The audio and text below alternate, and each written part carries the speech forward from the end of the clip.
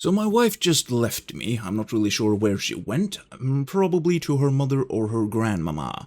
But it gives me a little bit of time, since I've cleaned up the entire house, basically, a little bit at least, to rant for a bit. Now, I just finished Kingdom Come Deliverance 1. And I must say that I have some opinions that might be controversial. And I also want to address that I've started to become more controversial lately. Probably because I started playing Black Desert Online and I've enabled PvP, so to speak.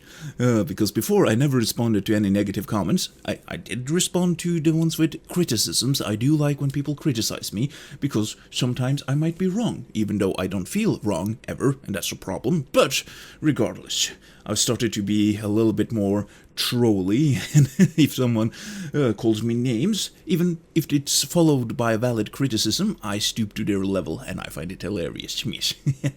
I'm a trampoline, you're being mean. But back to Kingdom Come Deliverance. It was a fantastic game, I must admit. I'm gonna preface this by saying, yes, it's a good game, love the combat, a little bit weird when it came to fighting multiple enemies, but apparently they're gonna fix that in the sequel. But one thing that I want to talk about, yes, and this is gonna be quite a bit of a spoiler. Again, the game is 7 years old, but the ending just ends on a cliffhanger. At the start of the game, basically during the tutorial stage of the game, you get introduced to 3 villains. Like, it's the Mark something, medieval pitbull, the bald bastard with the mustache, and the guy with the brown sway headband that is very suspicious at the start, and the stick feller that, well, when your parent dies, you try to bury them, and he just comes in and whacks you, and then it starts the story, basically. But the only guy that you get to take revenge on is the stick feller, which I don't even remember the name of. And he doesn't even have your sword, which is like the entire thing of the game. You're trying to get your sword back and trying to get revenge. Oh, boy.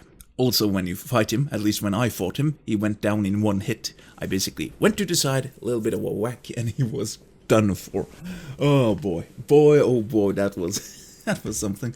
Might be because I was over leveled, because I did train a lot.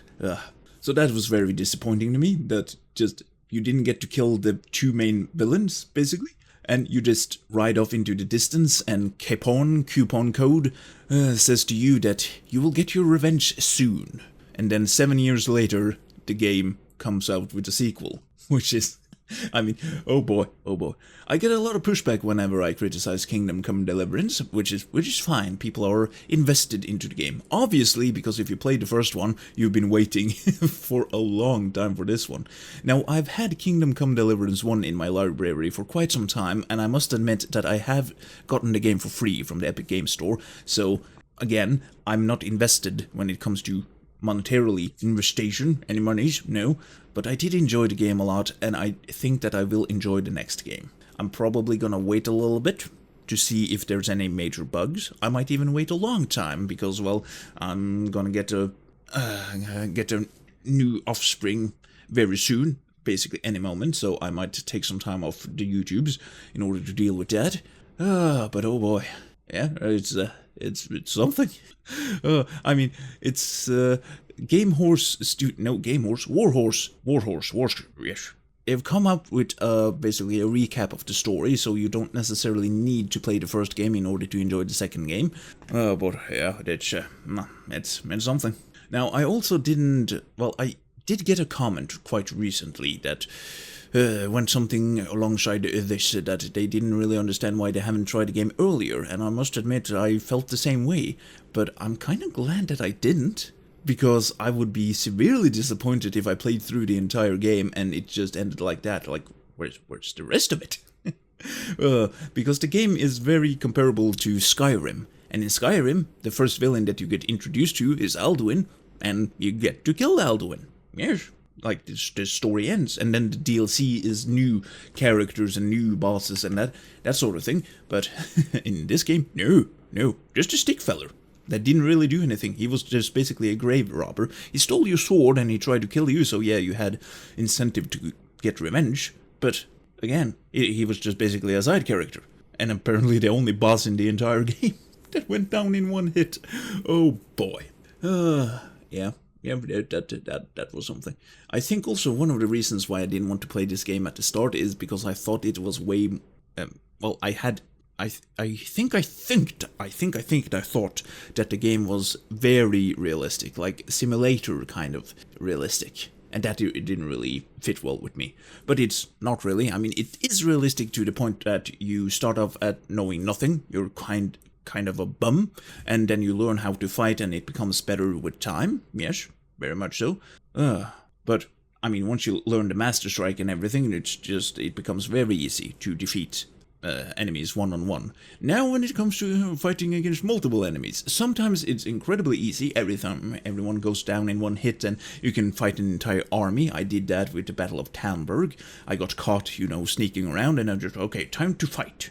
And I did fight, and I just beat everyone to a bloody pulp. But I wasn't supposed to be able to do that, so the game didn't progress any further, and I had to run away. So yeah, that was something.